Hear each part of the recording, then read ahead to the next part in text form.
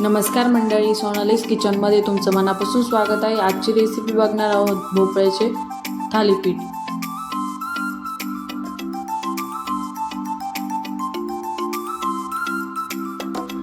चला तर मग आपल्या रेसिपीकडे वळूया।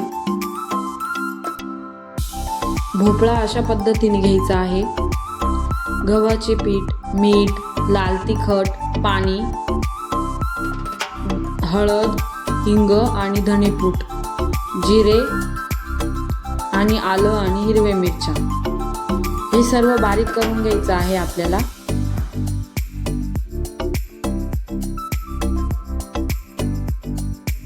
अशा पद्धतीने बारीक झाल्यानंतर ते भोपळा किसून घेतल्यानंतर त्यामध्ये आपण टाकून घेणार आहोत सर्व साहित्य। त्यानंतर ते मिक्स करायचं आहे। त्यात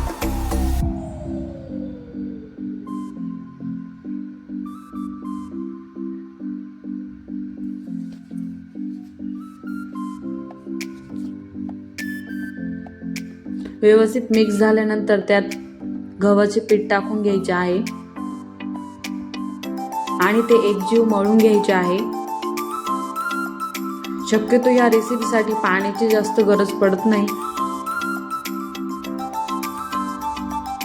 अशा प्रकारे गोळे करून घ्यायचे आहे आणि ते व्यवस्थित लाटून घ्यायचे आहे।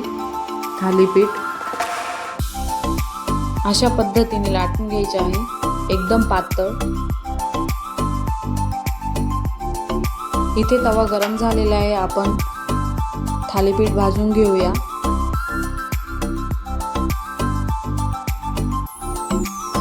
व्यवस्थित पद्धतीने भाजून झाल्यानंतर त्यावर तूप टाकून घ्यायचं आहे आणि मंद आचेवर भाजून घ्यायचं आहे।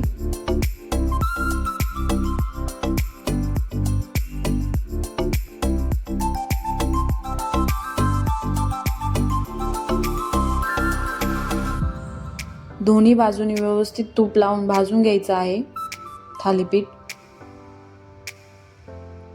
अशा पद्धतीने आपले थालीपीठ तयार आहे। बनवलेले हे थालीपीठ तुम्ही कोणत्या पण चटणीबरोबर खाऊ शकतात। अशाच नवनवीन रेसिपीसाठी सोनालीज किचन कुकिंगला नक्की सबस्क्राईब करा। तुम्ही पण ट्राय करा, कसे झाले मला कमेंटमध्ये नक्की सांगा। Thank you for watching.